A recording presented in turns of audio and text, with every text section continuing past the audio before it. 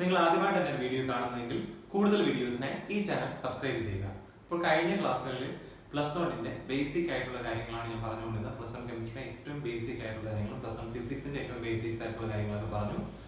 അതിൽ തന്നെ first chapter എന്ന് പറയുന്നത് ബേസിക് കൺസെപ്റ്റ്സ് ഓഫ് കെമിസ്ട്രി. അതിൽ എങ്ങനെയാണ് ഒരു കോമ്പൗണ്ട് ഫോം ചെയ്യുന്നത്, എന്തിന്റെ ബേസിസിലാണ് കോമ്പൗണ്ട് ഫോം ചെയ്യുന്നത്, അതുപോലെ തന്നെ ഓരോ കോമ്പൗണ്ട്സ് ഫോം ചെയ്യുന്ന റേഷ്യോ, അതിന്റെ ലോസ്, അത് ബന്ധപ്പെട്ട ലോസും പെർസെന്റേജ് കോമ്പോസിഷൻ കാര്യങ്ങളൊക്കെ പറഞ്ഞു. ഇതൊക്കെയാണ് ഏറ്റവും ഇമ്പോർട്ടന്റ് ആയിട്ടുള്ള കാര്യങ്ങൾ, ആ ചാപ്റ്ററിലെ ഏറ്റവും ഇമ്പോർട്ടന്റ് ആയിട്ടുള്ള കാര്യങ്ങൾ. സോ നമുക്ക് നെക്സ്റ്റ് ചാപ്റ്ററായ സ്ട്രക്ചർ ഓഫ് ആറ്റം എന്നതിലേക്ക് പോകാം. അപ്പോൾ പേര് കേൾക്കുന്നതിൽ നമുക്കറിയാം, സ്ട്രക്ചർ ഓഫ് ആറ്റം എന്ന് പറയുമ്പോൾ ആറ്റത്തിന്റെ സ്ട്രക്ചറിനെ കുറിച്ചായിരിക്കും പ്രതിപാദിക്കുന്നത്. അതായത് ആദ്യം വിചാരിച്ചിരുന്ന ആറ്റം എന്ന് പറയുന്നത് ഇൻഡിവിസിബിൾ ആണ്. കാരണം ആറ്റം എന്ന വേർഡിന് തന്നെ മീനിങ് അതാണ്, ഇൻഡിവിസിബിൾ എന്നാണ്. അറ്റോമി എന്ന് പറഞ്ഞാൽ ഇൻഡിവിസിബിൾ എന്നാണ് ആറ്റത്തിന്റെ വേർഡിന് തന്നെ മീനിങ്. സോ അങ്ങനെയാണ് വിചാരിച്ചു വെച്ചിരുന്നത്. അതിനുശേഷം പിന്നീട് മനസ്സിലായി ആറ്റം എന്ത് ചെയ്യാൻ പറ്റും, നമുക്ക് ഡിവൈഡ് ചെയ്യാൻ പറ്റുമെന്ന് മനസ്സിലായി. ഒരു എക്സ്പെരിമെന്റ്സ് ഒക്കെ വഴി നമുക്ക് ആറ്റം ഡിവൈഡ് ചെയ്യാൻ പറ്റും എന്നൊക്കെ മനസ്സിലായി. അതിനുശേഷം ആറ്റത്തിനകത്തുള്ള പാർട്ടിക്കിൾസ് സബ് അറ്റോമിക് പാർട്ടിക്കിൾസ് എന്നാണ് പറയുന്നത്. അതിൽ മെയിൻ ആയിട്ട് നമ്മൾ പ്രോട്ടോൺ, ന്യൂട്രോൺ, ഇലക്ട്രോൺ എന്നിങ്ങനെയുള്ള കാര്യങ്ങളാണ് നമ്മൾ ഇപ്പോഴും പഠിച്ചുകൊണ്ടിരിക്കുന്നത്. നമുക്ക് അതെല്ലാം അറിയാം. പ്രോട്ടോൺ, ന്യൂട്രോൺ, ഇലക്ട്രോൺ ഉണ്ട്. സെൻട്രൽ ന്യൂക്ലിയസ് ആണ്. ന്യൂക്ലിയസ് എന്ന് പറഞ്ഞാൽ റൂമാണ്. ആ റൂമിനകത്ത് അല്ലെങ്കിൽ ഒരു സ്പേസ്, ആ സ്പേസിനകത്ത് ഇരിക്കുന്ന പാർട്ടിക്കിൾസ് ആണ് പ്രോട്ടോണും ന്യൂട്രോണും. അതിന് ചുറ്റും റിവോൾവ് ചെയ്തുകൊണ്ടിരിക്കുന്നതാണ് എന്തെന്ന് പറയുന്നത് ഇലക്ട്രോൺ. ഇത്രയും കാര്യം നമുക്ക് അറിയാം. പക്ഷെ പെട്ടെന്നാണ് ഇത്രയും കാര്യങ്ങൾ നമുക്ക് ഡീറ്റെയിൽസ് ആയിട്ട് കിട്ടിയത്. ഒരു എക്സ്പെരിമെന്റ് ചെയ്ത എല്ലാ ഡീറ്റെയിൽസ് നമുക്ക് കിട്ടിയോ? ഇല്ല. കുറച്ച് എക്സ്പെരിമെന്റ്സ് ആയിട്ട്, ഓരോ എക്സ്പെരിമെന്റ്സ് ആയിട്ട് ചെയ്താണ് നമുക്ക് ഈ ഡീറ്റെയിൽസ് മൊത്തം കിട്ടിയത്. അപ്പൊ ആ എക്സ്പെരിമെന്റ്സ് എങ്ങനെയൊക്കെയാണ് വന്നത്, അതിന്റെ എന്തൊക്കെ കൺക്ലൂഷൻസ് വന്നു, അതിന്റെ ബേസ്ഡ് ആയിട്ടുള്ള അറ്റോമിക് ലോസ്, അറ്റോമിക് മോഡൽസ്, ഇതൊക്കെയാണ് ഈ ചാപ്റ്റർ നമുക്ക് പഠിക്കാനുള്ളത്. കുറച്ച് വാസ്റ്റ് ആയിട്ടുള്ള ചാപ്റ്ററാണ്. ഒരുപാട് കാര്യങ്ങൾ നമുക്ക് ഇതിനകത്ത് പഠിക്കാനുണ്ട്. പക്ഷെ ഇത് പഠിക്കുന്നതെല്ലാം നമുക്ക് ഇനി പ്ലസ് ടുവിലേക്ക് വേണ്ടിയുള്ള ബേസ് ആണ്. അല്ലെങ്കിൽ കെമിസ്ട്രി പ്രത്യേകിച്ച് എടുത്ത് പഠിക്കുന്നവരുടെ ഏറ്റവും ബേസിക് ആയിട്ടുള്ള കാര്യങ്ങളെല്ലാം ഈ ഒരു ചാപ്റ്ററിനകത്താണ് വരുന്നത്. ഓക്കെ, അപ്പൊ നമുക്ക് ചാപ്റ്ററിലേക്ക് പോകാം. First structure of atom. Structure of ആറ്റത്തിനകത്ത് നമുക്ക് ആദ്യം ഇലക്ട്രോൺസിനെ കണ്ടുപിടിക്കാൻ വേണ്ടി ജെ തോംസൺ ഒരു എക്സ്പെരിമെന്റ് ചെയ്തു. കാഥോഡ് റേ ട്യൂബ് വെച്ചാണ് എക്സ്പെരിമെന്റ് ചെയ്ത്. ആ കാഥോഡ് റേ ട്യൂബിന്റെ ആ ഒരു സെറ്റപ്പ് ഞാൻ ഇവിടെ കൊടുത്തിട്ടുണ്ട്. അത് നിങ്ങൾക്ക് നോക്കുമ്പോൾ കുറച്ചുകൂടെ കാര്യങ്ങൾ മനസ്സിലാവും. ഇതിൽ രണ്ടറ്റത്ത് നോക്കി ഒരു ഗ്ലാസ് ട്യൂബ് ഉണ്ട്. ഗ്ലാസ് ട്യൂബിന് രണ്ടറ്റത്ത് നോക്കി രണ്ട് മെറ്റൽ പീസസ് ആണ് വെച്ചിരിക്കുന്നത്. ചെറിയ രണ്ട് മെറ്റൽ പീസസ് വെച്ചിട്ടുണ്ട്. ആ മെറ്റൽ പീസസ് നമ്മൾ ഇലക്ട്രോഡ്സ് ആയിട്ട് കൺസിഡർ ചെയ്തു. അതായത് ഒരു ആനോഡ് ഒരു കാഥോഡ് ആയിട്ട് കൺസിഡർ ചെയ്തു. അപ്പൊ അങ്ങനെ കൺസിഡർ ചെയ്തിട്ട് അതിലേക്ക് എന്ത് കൊടുത്തു, ഒരു വോൾട്ടേജ്, ഹൈ ഇലക്ട്രിക് വോൾട്ടേജ് ആണ് കൊടുത്തത്. ഏകദേശം 10,000 വോൾട്ട് കറണ്ട് ആണ് നമ്മൾ ഇതിനകത്ത് പാസ് ചെയ്തത്. ആ സൈഡിൽ താഴെയായിട്ട് അതിനകത്ത് ബാറ്ററി കൊടുത്തിരിക്കുന്ന നമുക്ക് മനസ്സിലല്ലോ. ബാറ്ററിയുടെ സിമ്പിളും കറണ്ടിന്റെ സിമ്പിളും എല്ലാം പ്രത്യേകിച്ച് അറിയാമെന്ന് വിശ്വസിക്കുന്നു. കാരണം 10th ഫിസിക്സ് നിങ്ങൾ പഠിച്ചതാണ്. കറണ്ടിന്റെ സിമ്പിൾ നമ്മൾ വീട്ടിൽ കൊടുക്കുന്ന കറണ്ട് സിമ്പിളാണ് എ സി കറണ്ട്. ഒരു റൗണ്ടിനകത്ത് ഒരു വേവ് മോഡൽ വരികയാണെങ്കിൽ അത് എ സി കറണ്ട്, വീട്ടിലത്തെ കറണ്ട് ആണെങ്കിൽ അങ്ങനെ. ഇനി ബാറ്ററിയിൽ നിന്ന് വരുന്ന കറണ്ടും സെല്ലിൽ നിന്ന് വരുന്ന കറണ്ടും ആണെങ്കിലാണ് ഇങ്ങനെ ലെങ്ത് ഉള്ള വരകളും അതുപോലെ തന്നെ സ്മോൾ ആയിട്ടുള്ള വരകളും, ചെറിയ വര, വലിയ വര എന്ന് പറഞ്ഞ് കൊടുത്തിരിക്കുന്നത്. ഈ വരകളിലും ഇതുപോലെ പോസിറ്റീവ് നെഗറ്റീവ് അറിയത്തില്ലാത്ത ആൾക്കാരുണ്ട്. ചെറിയ വര നെഗറ്റീവ്, വലിയ വര പോസിറ്റീവ്. അത് രണ്ടും, ഒരു ചെറിയ വരയും ഒരു വലിയ വരയും വരുമ്പോൾ അതൊരു സെല്ലായി. ഇങ്ങനെ സെൽസ് കമ്പൈൻ ചെയ്തിട്ടാണ് ബാറ്ററി ഫോം ചെയ്തത്. ഒന്നിൽ കൂടുതൽ സെൽസ് കമ്പൈൻ ചെയ്യുമ്പോഴാണ് ബാറ്ററി ഫോം ആവുന്നത്. ഓക്കെ, അപ്പൊ ഇങ്ങനെ എക്സ്പെരിമെന്റ് സെറ്റപ്പ് ഒക്കെ ചെയ്തു വെച്ചു. ഇതിനകത്തൂടെ എന്ത് ചെയ്തു, ഹൈ വോൾട്ടേജ് പാസ് ചെയ്യുന്നു. അപ്പൊ പാസ് ചെയ്യുന്നതിന് മുമ്പായിട്ട് ഇതിനകത്ത് ഗ്യാസോ എന്തെങ്കിലും കാണുമല്ലോ. നമ്മളൊരു ഗ്ലാസ് എടുത്താലും ഒരു ബോക്സ് എടുത്താലും അതിനകത്ത് കുറച്ച് എയർ കാണും. അപ്പൊ ആദ്യം ഈ എയറിനെ പുറത്ത് കളയാൻ ഒരു പ്രക്രിയ ഉണ്ട്. നമുക്ക് ഫസ്റ്റ് അത് ചെയ്യാം. ഒരു വാക്വം പമ്പ് സൈഡിൽ കൊടുത്തിരിക്കുന്നതാണല്ലോ. അപ്പൊ ഈ വാക്വം പമ്പ് യൂസ് ചെയ്ത് ഇതിനകത്തുള്ള എയറിനെ എന്ത് ചെയ്തു, പുറത്ത് കളഞ്ഞു. പ്രഷർ അഡ്ജസ്റ്റ് ചെയ്ത് കുറച്ച് കൊണ്ടുവന്നു. അപ്പൊ ഇങ്ങനെ കുറച്ച് കൊണ്ടുവന്നപ്പോൾ ആദ്യം ഇതിന്റെ ഒരു സൈഡിൽ ചെറിയൊരു ഡാർക്ക് ആയിട്ടുള്ള സ്പേസ് ക്രിയേറ്റ് ആയി. നിങ്ങൾ ബ്ലാക്ക് ഹോൾ എന്നൊക്കെ കേട്ടിട്ടുണ്ടായിരിക്കും. അപ്പൊ അതുപോലത്തെ ഒരു ചെറിയൊരു മൈന്യൂട്ട് ആയിട്ടുള്ള സംഭവമാണ് ഇവിടെ ക്രിയേറ്റ് ആവുന്നത്. എന്താണ്, ചെറിയൊരു ബ്ലാക്ക് സ്പേസ് ക്രിയേറ്റ് ആയി. വീണ്ടും നമ്മൾ പ്രഷർ കുറച്ച് വരികയാണെങ്കിൽ ആ ബ്ലാക്ക് സ്പേസ് ഫുള്ളായിട്ട് എൻറ്റയർലായിട്ട് അതിനകത്ത് കവർ ആവും. ആ ഗ്ലാസ് ട്യൂബ് ഫുള്ളായിട്ട് ഫിൽഡ് ആവും. ആ ബ്ലാക്ക് സ്പേസ് അല്ലെങ്കിൽ ഒരു ഡാർക്ക് മാറ്റർ ഫിൽഡ് ആവും. ദെൻ നമ്മൾ എന്ത് ചെയ്യുന്നു, ഹൈ വോൾട്ടേജ് 10,000 വോൾട്ടേജ് കറണ്ട് അതിനകത്തൂടെ പാസ് ചെയ്യുമ്പോൾ നിങ്ങൾ ശ്രദ്ധിക്കുന്നത് കാഥോഡിൽ നിന്ന് എന്തോ ഒന്ന് ആനോഡിലേക്ക് പോകുന്ന പോലെ നമുക്ക് ചെറിയ രീതിയിൽ കാണാൻ പറ്റും. പക്ഷെ അത് പ്രോപ്പർ ആയിട്ട് നമുക്ക് വിസിബിൾ ആയിട്ട് കാണാൻ പറ്റില്ല. ഇത്രയും ഡാർക്ക് സ്പേസ് വന്നുകൊണ്ടാണ് നമ്മൾ ചെറുതായിട്ട് കാണാൻ പറ്റുന്നത്. അത് പ്രോപ്പർ ആയിട്ട് കാണാൻ വേണ്ടി എന്താണ് പോകുന്നത്, എങ്ങോട്ടാണ് പോകുന്നത്, ഡയറക്ഷനും കാര്യങ്ങളും കറക്റ്റ് ആയിട്ട് അറിയാൻ വേണ്ടി നമ്മൾ ചെയ്യുന്ന കാര്യം എന്ന് പറയുന്നത് ആനോഡിൽ ചെറിയൊരു ദ്വാരം ഇടുകയാണ്. ആനോഡിൽ ചെറിയൊരു ഒരു പോർ അല്ലെങ്കിൽ ഒരു ദ്വാരം ഇട്ടിട്ട് അതിന്റെ ഇപ്പുറത്ത് ഏതെങ്കിലും ഒരു മെറ്റീരിയൽ വയ്ക്കാം. മെറ്റീരിയലിൽ സിങ്ക് സൾഫൈഡോ അല്ലെങ്കിൽ ഫോസ്ഫറിക് മെറ്റീരിയൽസ് എന്തെങ്കിലും, നമ്മുടെ ഫ്ലൂറസെന്റ് പോലത്തെ മെറ്റീരിയലാണ് ഉദ്ദേശിക്കുന്നത്. ഫ്ലൂറസെന്റ് മെറ്റീരിയലിന്റെ ഗുണം അറിയാലോ, നമ്മൾ റോഡ് സൈഡിലേക്ക് കാണുന്നതാണ്. ഓരോ ചെറിയ മൈൽ സ്റ്റോൺസിലേക്ക് വെച്ചിട്ടുണ്ട്. റോഡിൽ പെയിന്റ് പോലെ അടിച്ചു വെച്ചിട്ടുണ്ട്. റിഫ്ലക്ടേഴ്സിലൊക്കെ യൂസ് ചെയ്യുന്നതാണ് ഫ്ലൂറസെന്റ് മെറ്റീരിയൽ. വരുന്ന ലൈറ്റിനെ അതിന്റെ വേവ് ലെങ്ത് കൂട്ടി തിരിച്ച് റിഫ്ലക്ട് ചെയ്യുന്നു. സോ ഭയങ്കര റിഫ്ലക്ഷൻ ആയി നമുക്ക് അറിയാൻ പറ്റും എത്രമാത്രം ലൈറ്റ് അതിനകത്ത് ഫാൾ ചെയ്യുന്നു എന്നൊക്കെ അറിയാൻ പറ്റും. അപ്പൊ അതിനു വേണ്ടി ഫോസ്ഫറിക് മെറ്റീരിയൽ അല്ലെങ്കിൽ ഫ്ലൂറസെന്റ് പെയിന്റ് പോലത്തെ ടൈപ്പ് എന്തെങ്കിലും മെറ്റീരിയൽ എന്ത് ചെയ്യുന്നു, ഈ പുറകെ വെച്ചിരിക്കുന്ന ഈ ഹോൾ ഇട്ടിട്ട് പുറകെ വെച്ചിരിക്കുന്ന ആ മെറ്റൽ പീസിനകത്ത് നമ്മൾ കോട്ട് ചെയ്യും. കോട്ട് ചെയ്യുമ്പോൾ ഓരോ തവണ ഇവിടുന്ന് കാഥോഡിൽ നിന്ന് റേസ് പോകുമ്പോഴും അവിടെ പോയിട്ട് എന്ത് ചെയ്യും, ഇതിൽ നിന്ന് സ്ട്രൈക്ക് ചെയ്തിട്ട് അവിടെ ഒരു ബ്രൈറ്റ് സ്പോട്ട് ക്രിയേറ്റ് ആവും. അപ്പൊ ഇതിൽ നിന്ന് മനസ്സിലായി ഇവിടെ നിന്ന് എന്തോ ഒരു പാർട്ടിക്കിൾ പോകുന്നുണ്ടെന്ന് മനസ്സിലായി. ആറ്റത്തിനകത്താണ് ഈ കാര്യം നടക്കുന്നത്, എന്തോ ഒരു പാർട്ടിക്കിൾ പോകുന്നുണ്ട്. അതിനെ ജെ തോംസൺ ഇലക്ട്രോൺ എന്ന് പേര് കൊടുത്തു. അപ്പോൾ ഇതിന്റെ പ്രോപ്പർട്ടീസ്, ഒരുപാട് പ്രോപ്പർട്ടീസ് ഉണ്ട്. ഈ പ്രോപ്പർട്ടീസ് എന്തൊക്കെയാണെന്ന് നമുക്ക് പഠിക്കണം. നമുക്ക് ഈ എക്സ്പെരിമെന്റ് സെറ്റപ്പ് പഠിക്കാനില്ല, അതുപോലെ തന്നെ എന്തൊക്കെ കാര്യങ്ങളാണ് വെച്ചിരിക്കുന്ന എക്സ്പെരിമെന്റ് എന്തൊക്കെ ഉണ്ടായിരുന്നു, ഇതൊന്നും നമുക്ക് ഡീറ്റെയിൽ ആയിട്ട് പഠിക്കില്ല. ഇതെല്ലാം ജസ്റ്റ് അറിവിന് വേണ്ടി മാത്രം പഠിക്കാനുള്ളതാണ്. അപ്പോൾ ബാക്കിയുള്ള ടീച്ചേഴ്സ് ചെയ്യുന്ന പോലെ ഞാൻ ഒരുപാട് വാരി വലിച്ചത്, നിങ്ങൾ സ്കൂളിൽ ചെയ്യുന്ന പോലെ വാരി വലിച്ചൊന്നും ഞാൻ പഠിപ്പിക്കാൻ ഉദ്ദേശിക്കുന്നില്ല. ജസ്റ്റ് സിമ്പിൾ ആയിട്ട് കാര്യം പറയാണ്. അതിൽ എക്സാം ഓറിയന്റഡ് ഏതാണ് പഠിക്കണമെന്ന് ഞാൻ പ്രത്യേകം പറയുന്നത്, അത് തന്നെ പഠിക്കുക. ബാക്കിയുള്ളതല്ല നിങ്ങൾ ജസ്റ്റ് അറിവിന് വേണ്ടി മാത്രമാണ്. കാരണം നമുക്ക് എക്സാമിന് വേണ്ടി മാത്രമല്ല പഠിക്കേണ്ടത്, നമുക്കൊരു അറിവും വേണം, എക്സാമിന് മാർക്ക് സ്കോർ ചെയ്യണം. സോ രണ്ട് രീതിയിൽ നമുക്ക് പഠിക്കണം. ഓക്കെ, അതുപോലെ ഞാൻ ഇത്രയും നേരം പറഞ്ഞ കാര്യങ്ങളെല്ലാം നിങ്ങൾക്ക് അത്രമാത്രം ഇമ്പോർട്ടൻ്റ് അല്ല, എങ്ങനെ വന്നു എന്നറിയാൻ വേണ്ടിയാണ് ഇത്രയും കാര്യങ്ങൾ പറഞ്ഞത്. ഇനി എക്സാമിന് വരുന്നത് എന്താണ്? അപ്പൊ ഇങ്ങനെ കാഥോഡിൽ നിന്നാണ് ഒരു റേസ് പോകുന്നത്. സോ അതിന് കാഥോഡ് റേസ് എന്ന് പേര് കൊടുത്തു. ഈ കാഥോഡ് റേസിന്റെ പ്രോപ്പർട്ടീസ് ആയിരിക്കും നമുക്ക് എക്സാമിൽ ചോദിക്കാം. അതും 2 പ്രോപ്പർട്ടീസ് മാത്രമേ ചോദിക്കത്തുള്ളൂ. ഒരു 6-7 പ്രോപ്പർട്ടീസ് നിങ്ങളുടെ ടെക്സ്റ്റിനകത്ത് കൊടുത്തിട്ടുണ്ട്. നിങ്ങൾക്ക് അത് ഇഷ്ടമുള്ള 2 പ്രോപ്പർട്ടീസ്, എളുപ്പമുള്ള 2 പ്രോപ്പർട്ടീസ് പഠിച്ചാൽ മതി. എക്സാമിന് 2 ചോദിക്കത്തുള്ളൂ. പക്ഷെ നിങ്ങൾ എഴുതുമ്പോൾ എന്ത് ചെയ്യണം, 3 പ്രോപ്പർട്ടീസ് എഴുതണം. അങ്ങനെ എഴുതുമ്പോൾ നിങ്ങൾ പഠിക്കുന്ന കുട്ടിയാണ് എന്നൊരു ഇംപ്രഷൻ അവർക്ക് വരും. കാരണം 2 പോയിന്റ് ചോദിക്കും, 3 പോയിന്റ് എഴുതാൻ പറ്റുന്ന ഒരു കുട്ടിയാണത്. അപ്പൊ നന്നായിട്ട് പഠിക്കുന്ന ഒരു കുട്ടിയാണ്. സോ ആദ്യമേ നിങ്ങളെ ഒരു ഇംപ്രഷൻ വരും, അതിനനുസരിച്ചായിരിക്കും പിന്നീടുള്ള വാല്യുവേഷൻ. അപ്പൊ ആ വാല്യുവേഷനിൽ ഫുള്ളായിട്ട് ആ ഇംപ്രഷൻ നന്നായിട്ട് പഠിക്കുന്ന കുട്ടിയാണെന്നൊരു പേര് വരുമ്പോൾ നിങ്ങൾക്ക് കിട്ടാനുള്ള ഓരോ മാർക്കിനും, ഓരോ ക്വസ്റ്റിനും, ഇപ്പോൾ 4 മാർക്കിന്റെ ക്വസ്റ്റിനും 4 മാർക്ക് തന്നെ കറക്റ്റായിട്ട് ഇട്ട് തരും. അല്ലെങ്കിൽ ചിന്തിക്കും, 4 മാർക്ക് ഇടേണ്ട ആവശ്യമുണ്ടോ, 3 മാർക്ക് ഇട്ടാൽ പോരെ എന്നൊക്കെ ചിന്തിക്കും ഓരോ ക്വസ്റ്റിനും. ഇത് ആദ്യമേ ഒരു ഇംപ്രഷൻ വന്നു കഴിഞ്ഞാൽ പിന്നെ കറക്റ്റായിട്ട് മാർക്കിട്ട് കൃത്യമായിട്ട് മാർക്കിട്ട് പോകും. ഇനി നമുക്ക് കാഥോഡ് റേസിന്റെ പ്രോപ്പർട്ടീസ് എന്തൊക്കെയാണെന്ന് പറയാം. കാഥോഡ് റേസിന്റെ പ്രോപ്പർട്ടീസ് ഒരുപാടുണ്ടെന്ന് ഞാൻ പറഞ്ഞു, ഏതെങ്കിലും 3 എഴുതിയാൽ മതി. കാഥോഡ് റേസിന്റെ പ്രോപ്പർട്ടീസ് പറയുമ്പോൾ കാഥോഡ് റേസ് ഫസ്റ്റ് പ്രോപ്പർട്ടി എന്ന് പറയുന്നത് cathode rays start from cathode and move towards anode. അതുകൊണ്ടാണ് കാഥോഡ് റേസ് എന്ന് പറയുന്നത്. കാഥോഡിൽ നിന്ന് എന്ത് ചെയ്യുന്നു, പുറത്തു വരുന്നു, കാഥോഡിൽ നിന്ന് സ്റ്റാർട്ട് ചെയ്യുന്നു. So it is called cathode rays. ഇപ്പൊ കാഥോഡ് റേസിന്റെ ഫസ്റ്റ് പ്രോപ്പർട്ടിയാണ് it starts from cathode and move towards anode. ഇനി സെക്കൻഡ് പ്രോപ്പർട്ടി എന്താന്ന് പറയാം. കാഥോഡ് റേസിന്റെ സെക്കൻഡ് പ്രോപ്പർട്ടി എന്ന് പറയാൻ ദേ ആർ ഇൻവിസിബിൾ, കാണാൻ പറ്റില്ല. പക്ഷെ നമ്മളെങ്ങനെ കണ്ടത്, നമ്മൾ കണ്ടത് ഫോസ്ഫറിക് മെറ്റീരിയലോ അതുപോലെ തന്നെ വേറെ എന്ത് പറയും, ഫ്ലൂറസെന്റ് മെറ്റീരിയലോ അതുപോലുള്ള മെറ്റീരിയൽ, സിങ്ക് സൾഫൈഡ് പോലുള്ള മെറ്റീരിയൽസ് യൂസ് ചെയ്താണ് നമ്മൾ കണ്ടത്. സോ അതായിരിക്കും രണ്ടാമത്തെ പ്രോപ്പർട്ടി എന്ന് പറയുന്നത്. They are invisible but can be seen by phosphorus മെറ്റീരിയലോ അതർ ഫ്ലൂറസെന്റ് മെറ്റീരിയൽ. അങ്ങനെ നമുക്ക് പറയാം. ഇനി തേർഡ് കേസ്, 3 പോയിന്റ്, 2 പോയിന്റ് എഴുതിയാണെങ്കിൽ ഞാൻ 3ാമത്തെ പോയിന്റ് പറയുകയാണ്. ഒരുപാട് പോയിന്റ്സ് ഉണ്ട്, 7 പോയിന്റ്സ് എന്തോ ഉണ്ടെന്നാണ് എനിക്ക് തോന്നുന്നത്. ടെക്സ്റ്റിനകത്ത് 7 പോയിന്റ്സ് ഉണ്ട്. അതിൽ ഏറ്റവും എളുപ്പമുള്ള, നിങ്ങൾക്ക് പഠിക്കാൻ എളുപ്പമുള്ള 3 പോയിന്റ്സ് പഠിച്ചാൽ മതി. അപ്പോൾ തേർഡ് പോയിന്റ് എന്ന് പറയുന്നത് in the absence of electric and magnetic field they travel in straight lines. അപ്പോൾ ഇലക്ട്രിക് ഫീൽഡോ മാഗ്നറ്റിക് ഫീൽഡോ ഇല്ലെങ്കിൽ അവർ എന്ത് ചെയ്യും, സ്ട്രേറ്റ് ലൈൻസിൽ ട്രാവൽ ചെയ്യും. ഇതാണ് തേർഡ് പോയിന്റ്. അപ്പോൾ 3 പോയിന്റേ ഉള്ളൂ, വളരെ ഈസി ആയിട്ട് പഠിക്കാൻ പറ്റും. എല്ലാ എക്സാമിനും ഉറപ്പായിട്ടും ചോദിക്കുന്ന ക്വസ്റ്റ്യൻസ് ആണ്. ഓക്കെ, അപ്പോൾ എക്സാം ഓറിയന്റഡ് എന്ത് ചോദിക്കുന്നു ഞാൻ പറഞ്ഞു, അല്ലാതെ അറിവിന് വേണ്ടി പഠിച്ചു പോകാൻ എന്താണെന്ന് ഞാൻ പറഞ്ഞു. ഇതുപോലെ ഓരോ സയന്റിസ്റ്റുകളും എന്ത് ചെയ്തു, ഓരോ എക്സ്പെരിമെന്റ് ചെയ്ത് ഓരോ പാർട്ടിക്കിൾ, സബ് അറ്റോമിക് പാർട്ടിക്കിൾസ് കണ്ടുപിടിച്ചു. നമ്മുടെ ചാഡ്വിക് കണ്ടുപിടിച്ചത് ന്യൂട്രോൺസ് ആണ്. അതുപോലെ തന്നെ ഗോൾഡ്സ്റ്റീൻ കണ്ടുപിടിച്ചതാണ് പ്രോട്ടോൺസ്. അങ്ങനെ ഓരോ സയന്റിസ്റ്റും ഓരോ കാര്യങ്ങൾ കണ്ടുപിടിച്ചു. അത് ഞാൻ ജസ്റ്റ് ഒരു ചാർട്ടായിട്ട്, ഒരു ടേബിൾ ആയിട്ട് ഇവിടെ കൊടുത്തിട്ടുണ്ട്, നിങ്ങൾക്ക് അത് ഒബ്സർവ് ചെയ്യാവുന്നതാണ്. അതിൽ പ്രോട്ടോൺ, ന്യൂട്രോൺ, ഇലക്ട്രോൺ ഇത് 3 കണ്ടുപിടിച്ചത് ആരൊക്കെയാണ്, അതുപോലെ തന്നെ അതിന്റെ ചാർജ്, പ്രോട്ടോണും ഇലക്ട്രോണും ആണ് ചാർജ് വരുന്നത്, ന്യൂട്രോൺ ചാർജ് വരത്തില്ല എന്ന് നിങ്ങൾക്കറിയാം. സോ പ്രോട്ടോൺ എന്താണ്, പോസിറ്റീവ് ചാർജ് ആണ്, 1.602 × 10⁻⁻19 കൂളം. അതേ സെയിം ചാർജ് തന്നെയാണ് ഇലക്ട്രോണും വരുന്നത്. പ്രോട്ടോൺ പോസിറ്റീവ് ചാർജും ഇലക്ട്രോൺ നെഗറ്റീവ് ചാർജുമാണ്. അപ്പോൾ ഇലക്ട്രോണിന്റെ ചാർജ് എന്ന് പറയുന്നത് 1.602 × 10⁻⁻19 കൂളമാണ്. അതുപോലെ തന്നെ ഇതിന്റെ മാസും കൊടുത്തിട്ടുണ്ട്. ഇലക്ട്രോണിന്റെ മാസ് എന്ന് പറയുന്നത് 9.1 × 10⁻31 ആണ്. പക്ഷെ പ്രോട്ടോണിന്റെയും ന്യൂട്രോണിന്റെയും മാസ് എന്ന് പറയുന്നത് ഓൾമോസ്റ്റ് സെയിം ആണ്, 1.67 × 10⁻27 ആണ് അതിന്റെ മാസ്. സോ ഈ ഒരു ഡാറ്റാസ് ഇവിടെ നോക്കി വെക്കണം, ഇത് ഇമ്പോർട്ടന്റ് ആണ്.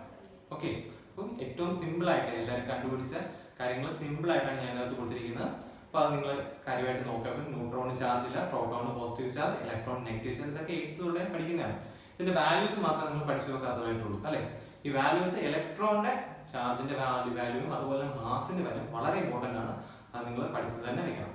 ഓക്കെ, ഇനിയും പറയാൻ പോകുന്ന വളരെ ബേസിക് ആയിട്ടുള്ള കാര്യം തന്നെയാണ്. ഇത് നിങ്ങൾ നേരത്തെ പഴയ ക്ലാസ്സുകളിലൊക്കെ പഠിച്ചതാണ്. Atomic number, atomic mass. എന്താണ് അറ്റോമിക് നമ്പർ? എല്ലാവർക്കും അറിയാവുന്നതാണ് അറ്റോമിക് നമ്പർ എന്താണ്. അറ്റോമിക് നമ്പർ എന്ന് പറയുന്നത് number of protons or number of electrons, ഇലക്ട്രോണിന്റെ എണ്ണം അല്ലെങ്കിൽ പ്രോട്ടോണിന്റെ എണ്ണം, ഇതിനെയാണ് എന്തെന്ന് പറയുന്നത് അറ്റോമിക് നമ്പർ എന്ന് പറയുന്നത്. അറ്റോമിക് നമ്പർ ഡിനോട്ട് ചെയ്യുന്നത് Z വെച്ചാണ്. ഇതിൽ ഏതെങ്കിലും ഒന്നിന്റെ എണ്ണം, ഇലക്ട്രോണിന്റെ എണ്ണവും പ്രോട്ടോണിന്റെ എണ്ണവും ഏത് വേണം നമുക്ക് എടുക്കാം, കാരണം രണ്ടിന്റെ എണ്ണം സെയിം ആണ്. ഓക്കെ, അപ്പോൾ അറ്റോമിക് നമ്പർ എന്താണ് നമുക്ക്. ഇനി അറ്റോമിക് മാസ് ആണെങ്കിലോ, atomic mass means protons plus neutron. ഇതാണ് എപ്പോഴും നോക്കുന്നത്. നമ്മൾ ചെറിയ ക്ലാസ്സിൽ പഠിച്ചിട്ടുണ്ടായിരിക്കാം അറ്റോമിക് മാസ് എന്ന് പറയുന്നത് പ്രോട്ടോൺ പ്ലസ് ന്യൂട്രോൺ നോക്കാം, അല്ലെങ്കിൽ proton plus electron plus neutron നോക്കാമെന്ന് പഠിച്ചിട്ടുണ്ട്.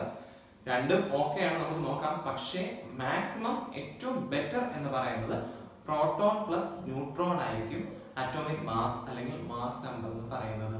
കാരണം ഈ ഇലക്ട്രോൺസ് സ്റ്റേബിൾ അല്ല, ഇലക്ട്രോൺസ് ചിലപ്പോൾ ഒന്ന് വിട്ടുകൊടുക്കാനും ഒന്ന് വാങ്ങിക്കാനൊക്കെ ചാൻസ് ഉണ്ട്. സോ അത് ചേഞ്ച് വരും. അതുകൊണ്ട് നമുക്ക് മാസ് നമ്പർ നോക്കുന്ന ഏറ്റവും ബെറ്റർ എന്ന് പറയുന്നത് പ്രോട്ടോൺ പ്ലസ് ന്യൂട്രോൺ ആയിരിക്കും. ഓക്കെ, ഇത് ബേസ് ചെയ്ത് ചില സമയത്ത് ക്വസ്റ്റ്യൻസ് വരാറുണ്ട്. ഏതെങ്കിലും ക്വസ്റ്റ്യൻസ് തന്നിട്ട് ഇപ്പോൾ Cl മൈനസ് എന്ന് തന്നിരിക്കുകയാണ്, Cl മൈനസ് ആണ് തന്നിരിക്കുന്നത്.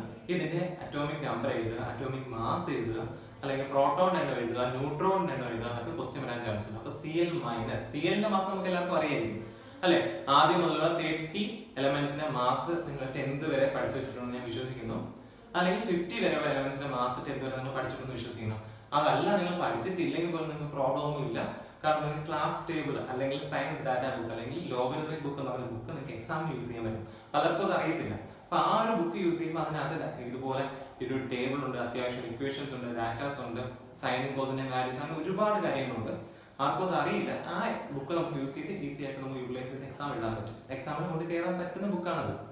ഓക്കെ, അപ്പൊ അത് ബേസ് ചെയ്ത് പ്രോബ്ലംസ് വരാൻ ചാൻസ് ഉള്ള ഏതെങ്കിലും ഒരു എലമെന്റ് തന്നിട്ട് അതിന്റെ പ്രോട്ടോൺസ് എന്നാണ്, ന്യൂട്രോൺസ് എന്നാണ്, ഇതൊക്കെ കണ്ടുപിടിക്കാൻ വേണ്ടി ക്വസ്റ്റ്യൻ ചോദിക്കാൻ ചാൻസ് ഉണ്ട്. സോ ക്വസ്റ്റ്യൻസ് വേണ്ടവർ എനിക്ക് പേഴ്സണലായിട്ട് മെസ്സേജ് ചെയ്യുക. എന്റെ നമ്പർ ഞാൻ നേരത്തെ വീഡിയോസിനകത്തൊക്കെ പറഞ്ഞിട്ടുണ്ട്, ഒന്നുകൂടെ പറയാം. 9947404965. ഇതാണ് എന്റെ നമ്പർ. വാട്സ്ആപ്പ് ചെയ്താൽ മതി. കോൾ വിളിക്കുമ്പോൾ കിട്ടണമെന്നില്ല, മാക്സിമം ബിസി ആയിരിക്കും. സോ വാട്സ്ആപ്പ് ചെയ്താൽ മതി. എന്തൊക്കെ നോട്ട്സ് ആണോ ഡാറ്റാസ് ആണോ വേണ്ടത് അതെല്ലാം ഞാൻ അയച്ചു തരാം. കാരണം കെമിസ്ട്രിയുടെ ഫുൾ ആൻഡ് ഫുൾ ചാപ്റ്റേഴ്സ് എല്ലാം ഏകദേശം ഫുൾ ചാപ്റ്റേഴ്സും സോൾവ് ചെയ്യുന്ന 2 സെറ്റ് ക്വസ്റ്റ്യൻസ് എൻ്റെ കയ്യിലുണ്ട്. Questions plus answers. First set model question, second set ആൻസേഴ്സുമായിട്ട് ഞാൻ തന്നെയായിട്ട് ഓണായിട്ട് പ്രിപ്പയർ ചെയ്ത കഴിഞ്ഞ 11 വർഷത്തെ ക്വസ്റ്റ്യൻസ് എല്ലാം കൂടെ ചേർത്തിട്ടുള്ള ഒരു PDF ഉണ്ട്. സോ അത് മാത്രം പഠിച്ചാൽ മതി. നിങ്ങൾക്ക് A+ എന്നല്ല, ഫുൾ മാർക്ക് സ്കോർ ചെയ്യാൻ അത് മാത്രം പഠിച്ചാൽ മതി. അത് പഠിച്ച് കറക്റ്റായിട്ട് ഒരു കുട്ടിക്ക് ഫുൾ മാർക്ക് കിട്ടും. A+ എന്നുള്ള കേസല്ല, A+നും മേലെ, അതുക്കും മേലെ ഫുൾ മാർക്സ്. ഇനി നമുക്ക് പറയാനുള്ള കാര്യമാണ് ഐസോടോപ്പും ഐസോബാറും. ഇതും പണ്ട് നിങ്ങൾ ചെറിയ ക്ലാസ്സിലൊക്കെ പഠിച്ചിട്ടുണ്ടായിരിക്കാം. ഐസോടോപ്പ് എന്ന് പറയുകയാണെങ്കിൽ same atomic number but different mass number. Atomic number സെയിമും ഡിഫറെന്റ് മാസ് നമ്പറും ആണെങ്കിൽ അത് ഐസോടോപ്പ്. ഇപ്പൊ ഐസോടോപ്പ് എടുക്കുമ്പോൾ നമുക്ക് പേരിൽ തന്നെ ഒരു കമ്പയർ ചെയ്ത് പഠിക്കാൻ നോക്കാം. കാരണം ഐസോടോപ്പ്, ഐസോബാർ, അതുപോലെ ഐസോടോൺസ് 3 എണ്ണം ഉണ്ട്. ഇതെല്ലാം നമുക്ക് മാറിപ്പോകും. അപ്പൊ മാറിപ്പോകാതെ പഠിക്കണമെങ്കിൽ നിങ്ങൾ എന്ത് ചെയ്യണം, ഓരോന്നും എന്തെങ്കിലും റിലേറ്റ് ചെയ്ത് പഠിക്കണം. അപ്പൊ ഞാൻ പഠിച്ചു വെച്ച കാര്യം എന്ന് പറയുന്നത് ഐസോടോപ്പ് എന്ന് പറയുന്നത് atomic number same. Isotope Atto ആ ടോ രണ്ടിലുള്ള ടോ വെച്ചാണ് ഞാൻ പഠിച്ചത്. അപ്പൊ ഐസോടോപ്പ് ആണെങ്കിൽ അറ്റോമിക് നമ്പർ സെയിം ആയിട്ട് വരും, മാസ് നമ്പർ ഡിഫറെന്റ്. എക്സാമ്പിൾ നമുക്കുണ്ട്. ഏതൊക്കെയാണ്? ഹൈഡ്രജന്റെ ഐസോടോപ്സ് പ്രോട്ടിയം, ഡ്യൂട്ടീരിയം, ട്രിഷ്യം ഇവിടെ കൊടുത്തിട്ടുണ്ട്. പ്രോട്ടിയത്തിന് വരുമ്പോൾ അറ്റോമിക് നമ്പർ 1 ആണ്, ഡ്യൂട്ടീരിയത്തിന് വരുമ്പോൾ അറ്റോമിക് നമ്പർ 1 ആണ്, ട്രിഷ്യം വരുമ്പോൾ അറ്റോമിക് നമ്പർ 1 ആണ്. പക്ഷെ മാസ് നമ്പർ നോക്കിയേ, പ്രോട്ടിയം വരുമ്പോൾ 1 ആയിരിക്കും, അടുത്ത ഡ്യൂട്ടീരിയം വരുമ്പോൾ 2 ആവും, ട്രിഷ്യം വരുമ്പോൾ 3 ആവും. മാസ് നമ്പർ ഡിഫറെന്റ് ആയിട്ട് വന്നു. പക്ഷെ അറ്റോമിക് നമ്പർ എങ്ങനെ തന്നെയാണ്, എല്ലായിടത്തും 1 തന്നെയാണ്. അപ്പൊ same atomic number but mass number different വരികയാണെങ്കിൽ അതാണ് എന്തെന്ന് പറയുന്നത്, ഐസോടോപ്പ് എന്ന് പറയുന്നത്. ഇനി ഐസോബാർ, അതും ഇതുപോലെ റിലേറ്റ് ചെയ്യും. ഞാനപ്പോൾ റിലേറ്റ് ചെയ്തെന്ന് പറയുന്നത് ഐസോബാർ മാസ് നമ്പർ രണ്ടിലും ഒരു നിറവ് വരുന്നില്ലേ, ഐസോബാർ മാസ് നമ്പർ അത് ബേസ് ചെയ്താണ് ഞാൻ ഇത് ചെയ്തത്. മാസ് നമ്പർ സെയിം ആണെങ്കിൽ അത് ഐസോബാർ. അപ്പൊ അറ്റോമിക് നമ്പർ ഡിഫറെന്റ് ആയിരിക്കും. അപ്പൊ ഞാൻ പഠിച്ച പോലെ തന്നെ പഠിക്കണമെന്നില്ല. ഇത് എനിക്ക് എളുപ്പത്തിന് വേണ്ടി ഞാൻ ആ സമയത്ത് അന്നത്തെ ബുദ്ധി വെച്ച് ഞാനിപ്പോൾ 8-ലോ 9-ലോ ഒക്കെ പഠിച്ചുകൊണ്ടിരുന്നപ്പോൾ അന്നത്തെ ബുദ്ധി വെച്ച് ഓർത്തിരുന്നതാണ്. അന്നും ഇത് ഉണ്ടായിരുന്നു ഐസോടോപ്പ് ഐസോബാർ. അപ്പോൾ ഞാൻ തിരിഞ്ഞു വരയ്ക്കാൻ ഞാൻ അന്ന് ആലോചിച്ച ഒരു ഐഡിയ ആണ്. അത് തന്നെയാണ് ഞാൻ ഇപ്പോഴും ഫോളോ ചെയ്യുന്നത്. എനിക്ക് പ്രത്യേകിച്ച് അത് മാറ്റം വരുത്തണമെന്ന് തോന്നുന്നില്ല. പക്ഷെ നിങ്ങൾക്ക് എന്താണോ ഐഡിയ, നിങ്ങൾക്ക് ഇഷ്ടമുള്ള വെച്ച് വേണം നിങ്ങൾ ഓർത്തിരിക്കാൻ. വേറൊരാളുടെ ഐഡിയ അല്ല നിങ്ങൾ കടമെടുക്കേണ്ടത്. നിങ്ങളുടെ ഐഡിയ ആണ് നിങ്ങൾക്ക് എപ്പോഴും ഓർത്തിരിക്കാൻ പറ്റും. മറ്റൊരാളുടെ ഐഡിയ നമുക്ക് ആലോചിക്കാം, ആ സാർ എന്തായിരുന്നു പറഞ്ഞതെന്ന് അങ്ങനെ ആലോചിക്കും. മാക്സിമം സ്വന്തമായിട്ട് ഐഡിയാസ് ക്രിയേറ്റ് ചെയ്യുക, റിലേറ്റ് ചെയ്യാൻ വേണ്ടി. ഓക്കെ, സോ ഐസോബാറായി, ഐസോടോപ്പായി. ഇനി ഐസോബാറിന്റെ എക്സാമ്പിൾസ് ഞാൻ പറഞ്ഞില്ലല്ലോ. ഐസോബാറിന്റെ എക്സാമ്പിൾസ് എന്തൊക്കെ വരും? ഐസോബാറിന്റെ എക്സാമ്പിൾസ് ഇവിടെ കൊടുത്തിട്ടുണ്ട്. ഐസോബാറിന്റെ എക്സാമ്പിൾസിനകത്ത് വരുന്നതാണ് കാർബൺ 14-ഉം നൈട്രജനും. കാർബൺ 3 ടൈപ്പ് ഉണ്ട്, നമുക്കറിയാം. ഐസോടോപ്പിക് എടുക്കുമ്പോൾ കാർബൺ 12 ഉണ്ട്, കാർബൺ 13 ഉണ്ട്, അതുപോലെ തന്നെ കാർബൺ 14 ഉണ്ട്. അതിൽ കാർബൺ 14 ഞാൻ ഇങ്ങനെ എടുത്തു. അപ്പൊ കാർബൺ 14 നമ്മൾ ഉപയോഗിക്കുന്നത് എന്തിനാണ്? അറിയായിരിക്കും എല്ലാവർക്കും. നമ്മൾ യൂസ് ചെയ്യുന്നത് ഫോസിൽ ഫ്യൂൽസിന്റെ ഏജ് എത്രയാണെന്ന് അറിയാൻ വേണ്ടി, കാർബൺ ഡേറ്റിംഗ് എന്ന പ്രോസസ്സിന് വേണ്ടിയാണ് കാർബൺ 14 യൂസ് ചെയ്യുന്നത്. അപ്പൊ കാർബൺ 14ന്റെ അറ്റോമിക് മാസ് എന്ന് പറയുന്നത് 14 അല്ലേ. ഇനി അതിന്റെ അറ്റോമിക് നമ്പർ എത്രയാണ്? അല്ലെങ്കിൽ അറ്റോമിക് നമ്പർ എത്രയാണ്? 6 ആണ്. അപ്പൊ കാർബണിന്റെ അറ്റോമിക് നമ്പർ 6, കാർബൺ 14 ആണ് മാസ് നമ്പർ. ഇത് മൂന്നാമത്തെ ഐസോടോപ്പ് ആണ് ഞാൻ എടുത്തിരിക്കുന്നത് കേട്ടോ. അല്ലാതെ നോർമൽ കേസിൽ കാർബൺ 12 ആണ് മാസ് നമ്പർ. കാർബൺ 12 ഉണ്ട്, 13 ഉണ്ട്, 14 ഉണ്ട്. അതിനകത്ത് കാർബൺ 14 ആണ് ഞാൻ എടുത്തിരിക്കുന്നത്. അപ്പൊ അത് കാർബൺ 14 എടുക്കുമ്പോൾ മാസ് നമ്പർ 14ഉം അറ്റോമിക് നമ്പർ 7, അറ്റോമിക് നമ്പർ 6. ഇനി നൈട്രജൻ എടുക്കണം. അതുപോലെ നൈട്രജൻ അറ്റോമിക് നമ്പർ 7 ആണ്, മാസ് നമ്പർ എത്രയാണ്? 14. ഇത് തമ്മിൽ നോക്കി, ഐസോബാർ അല്ലേ രണ്ടും. കാർബണിന്റെ മാസ് നമ്പർ എന്ന് പറയുന്നത് 14, അതുപോലെ തന്നെ നൈട്രജന്റെ മാസ് നമ്പർ എന്ന് പറയുന്നത് 14. രണ്ടും മാസ് നമ്പർ സെയിം ആണ്. പക്ഷെ അറ്റോമിക് നമ്പേഴ്സോ കാർബണിന്റെ 6, നൈട്രജന്റെ 7 ഡിഫറെന്റ് ആയില്ലേ. വേറെ എക്സാമ്പിൾസ് കൊടുത്തിട്ടുണ്ട്. ഓക്കെ, അപ്പൊ അത് നോക്കി മാസ് നമ്പർ എന്താണെന്ന് മനസ്സിലാക്കി. ഈ എക്സാമ്പിൾസും ഇമ്പോർട്ടന്റ് ആണ്. ഡെഫിനേഷനും എക്സാമ്പിൾ ഉറപ്പായിട്ട് ചോദിക്കും. അപ്പൊ ഇതിൽ ഇമ്പോർട്ടന്റ് എന്താണ് വേണ്ടത്, ഇമ്പോർട്ടന്റ് ആയിട്ട് ഇല്ലാത്തത് ഞാനത് പ്രത്യേകിച്ച് എടുത്ത് പറയും. ജസ്റ്റ് അറിവിന് വേണ്ടി മാത്രം എന്തെങ്കിലും എടുത്ത് പറയും. ഇപ്പോൾ ഞാൻ പറഞ്ഞതെല്ലാം ഇമ്പോർട്ടന്റ് ആണ്. ഫസ്റ്റ് പറഞ്ഞ എക്സ്പെരിമെന്റ് ഒഴിച്ച്, ആ എക്സ്പെരിമെന്റിൽ നമുക്ക് ജസ്റ്റ് എന്താണെന്ന് മനസ്സിലാക്കി മാത്രം വെച്ചാൽ മതി. ബട്ട് അതിന്റെ ക്യാരക്ടേഴ്സ് വളരെ ഇമ്പോർട്ടന്റ് ആണ്. കാഥോഡിന്റെ ക്യാരക്ടേഴ്സ്. ബാക്കി ഇപ്പോൾ പറഞ്ഞതെല്ലാം ഇമ്പോർട്ടന്റ് ആണ്. നമുക്ക് ഇനി ഭാവിയിലും യൂസ് ചെയ്യും, എക്സാമിന് യൂസ് ചെയ്യും. ഓക്കെ, ഇപ്പോൾ മാസ് നമ്പർ എന്നായി. അതുപോലെ തന്നെ മാസ് നമ്പറിനെ ബേസ് ചെയ്ത്, അറ്റോമിക് നമ്പറിനെ ബേസ് ചെയ്ത് നമ്മൾ ഐസോടോപ്പും പറഞ്ഞു, ഐസോബാറും പറഞ്ഞു. ഇനി മൂന്നാമതാണ് ഐസോടോൺസ്. പേര് തന്നെയുണ്ട്, ഐസോടോൺ N. Same number of neutrons ആണ്, അതിനെയാണ് ഐസോടോൺസ് എന്ന് പറയുന്നത്. അപ്പോൾ ഐസോടോൺസിന്റെ എക്സാമ്പിൾ ഞാൻ ഇവിടെ ടേബിൾ ആയിട്ട് കൊടുത്തിട്ടുണ്ട്. കാർബണും നൈട്രജനും ഓക്സിജനും കാർബൺ 14 വരുന്നതിന്റെ ഐസോടോപ്പ് ആയിട്ട് അതിന്റെ എടുത്തു. അതുപോലെ തന്നെ നൈട്രജൻ 15 വരുന്ന നൈട്രജൻ എടുത്തു. എല്ലാത്തിനും ഒരു ഐസോടോപ്പ് ഉണ്ട്. ഐസോടോപ്പ് എടുത്തിട്ടാണ് അതിൽ നിന്ന് ഐസോടോൺസിലേക്ക് മാറ്റിയത്. ഓക്കെ, അപ്പൊ കാർബണിന്റെ 14 വരുന്ന കാർബൺ എടുത്തു, നൈട്രജൻ 15 വരുന്ന നൈട്രജൻ എടുത്തു, പിന്നെ ഓക്സിജൻ, നോർമൽ ഓക്സിജൻ എടുത്തു. ഇതിന്റെ നമ്പർ ഓഫ് ന്യൂട്രോൺസ് നോക്കി, എല്ലാത്തിനും 8, 8, 8 എന്നല്ല വരുന്നത്. So same number of neutrons വന്നു. സെയിം നമ്പർ ഓഫ് ന്യൂട്രോൺസ് വരികയാണെങ്കിൽ അതിനെ എന്തെന്ന് പറയുന്നു? ഐസോടോൺസ് എന്ന് പറയുന്നു. ഐസോബാർ, ഐസോടോപ്പ്, ഐസോടോൺസ് വളരെ ഇമ്പോർട്ടന്റ് ആണ്. എക്സാം ഉറപ്പായിട്ട് ചോദിക്കുന്ന ക്വസ്റ്റ്യൻസ് ആണ്. ഓക്കെ, സോ നമുക്കിനി നെക്സ്റ്റ് മെയിൻ ആയിട്ടുള്ള പോർഷനിലേക്ക് പോകാം. Atomic model. ഓക്കെ,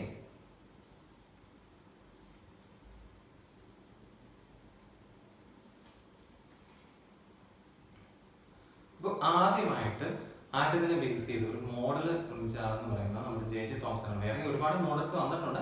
പക്ഷെ അതിലെല്ലാം പ്രധാനപ്പെട്ടത്, കുറച്ചുകൂടി ബെറ്റർ എന്ന് തോന്നിയത് J.J. തോമസിന്റെ മോഡലാണ്. നമ്മൾ ചെറിയ ക്ലാസ്സിൽ 8ാം ക്ലാസ്സിൽ പഠിച്ചിട്ടുണ്ടെന്നാണ് എനിക്ക് തോന്നുന്നത്. ഒരുപാട് പേരുകൾ മാറി മാറി പഠിച്ചിട്ടുണ്ട്. അതായത് പ്ലം പുഡിംഗ് മോഡലെന്നോ, റേസിൻ പുഡിംഗ് മോഡലെന്നോ, അല്ലെങ്കിൽ വാട്ടർ മെലൺ മോഡലെന്നോ, അങ്ങനെയൊക്കെയാണ് നമ്മൾ പഠിച്ചിട്ടുള്ളത്. പ്ലം പുഡിംഗ് മോഡലും വാട്ടർ മെലൺ മോഡലുമാണ് കുറച്ചുകൂടി പേര് കൂടുതൽ. എല്ലാം ഒന്ന് തന്നെയാണ്. അപ്പൊ ഇതിനകത്ത് പറയുന്നത് എന്താണ്? ഞാനിപ്പോൾ ഇപ്പോൾ കൊടുത്തിട്ടുണ്ട്. ആറ്റം എന്ന് പറയുന്നത് ഒരു പോസിറ്റീവ് ചാർജുള്ള സ്ഫിയർ ആണ്. Like water melon. Water melon പോലെ ഒരു പോസിറ്റീവ് ചാർജുള്ള സ്ഫിയർ ആണ് എന്തെന്ന് പറയുന്നത്. സ്ഫിയർ എന്ന് പറയുന്നത് ഗോളം. അപ്പൊ അതുപോലെ പോസിറ്റീവ് ചാർജുള്ള സ്ഫിയർ ആണ് ആറ്റം എന്ന് പറയുന്നത്. അതിൽ നെഗറ്റീവ് ചാർജ് ഉള്ള ഇലക്ട്രോൺസ് ഇതിൽ നിന്ന് എംബഡ് ചെയ്തിരിക്കുന്നു. ഓക്കെ, എംബഡ് മീൻസ് എന്താണ്? നമ്മളെ പക്ക ട്രിവാൻഡ്രം ലാംഗ്വേജ് പറയുകയാണെങ്കിൽ കുരുത്ത് വെച്ചിരിക്കുന്നു. ഈക്വൽ ആയിട്ട് ഡിസ്ട്രിബ്യൂട്ട് ചെയ്തിരിക്കുന്നു. അത്രേ ഉള്ളൂ, വേറൊന്നുമില്ല. ഈക്വൽ ആയിട്ട് ഡിസ്ട്രിബ്യൂട്ട് ചെയ്ത് വെച്ചിരിക്കുന്നു. അപ്പോൾ ആറ്റം എന്ന് പറയുന്നത് പോസിറ്റീവ് ചാർജുള്ള സ്ഫിയർ ആണ്. In which negatively charge electrons R embedded. ഇപ്പോൾ തണ്ണിമത്തനകത്ത്, വാട്ടർമെലനകത്ത് ജസ്റ്റ് അതിന്റെ സീഡ്സ് ഇരിക്കുന്ന പോലെയാണ് ഇലക്ട്രോണിനെ കൺസിഡർ ചെയ്തിരിക്കുന്നത്. ഇലക്ട്രോണിന്റെ സീഡ്സ്, തണ്ണിമത്തന്റെ സീഡ്സ് കറക്റ്റ് എല്ലായിടത്തും ഒരുപോലെ ഡിസ്ട്രിബ്യൂട്ട് ആണോ? അല്ലല്ലോ. അത് ഒരു റാൻഡം ആയിട്ട് രീതിയിൽ അവിടെ ഇവിടെ ഡിസ്ട്രിബ്യൂട്ട് ചെയ്തിട്ടുണ്ട്. അതുപോലെയാണ് ആറ്റത്തിനെ case. Atom is a positively charge sphere in which negatively charge electrons are seeds. അതുപോലെ നെഗറ്റീവ്ലി ചാർജ് ഇലക്ട്രോൺസ് ആർ എന്ത് ചെയ്തിരിക്കുന്നു, എംബഡഡ്.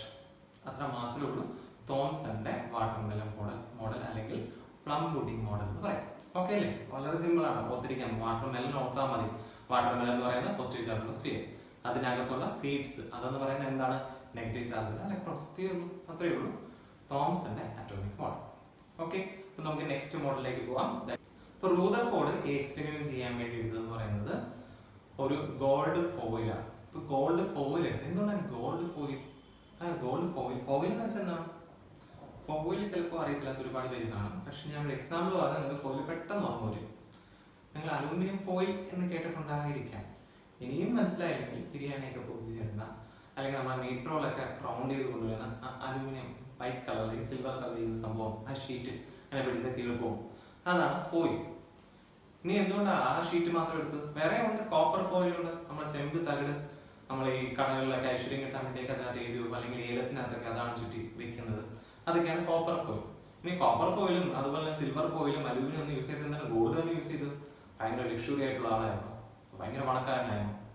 എന്തിനാണ് ഗോൾഡ് ഫോയിൽ തന്നെ യൂസ് ചെയ്തത്? അതിന് കാരണമുണ്ട്. ഗോൾഡ് ഫോയിൽ, ഗോൾഡിന് ഒരു പ്രത്യേകത ഉണ്ട്, അത് നിങ്ങൾക്ക് എല്ലാവർക്കും അറിയാനാണ്. ഗോൾഡ് എന്ന് പറയുന്നത് മാലിബിലിറ്റിയും ഡക്റ്റിലിറ്റിയും വളരെ കൂടുതലാണ്. 1 ഗ്രാം ഗോൾഡിനെ നമുക്ക് കിട്ടുവാണെങ്കിൽ നമുക്ക് 1 കിലോമീറ്റർ ദൂരം വരെ വലിച്ചു നീട്ടാൻ പറ്റും. അപ്പൊ നിങ്ങളുടെയൊക്കെ കമ്മലൊക്കെ ഇട്ടിരിക്കുന്ന ഏകദേശം ഒരു 3 ഗ്രാം 4 ഗ്രാം ഗോൾഡ് ആയിരിക്കും.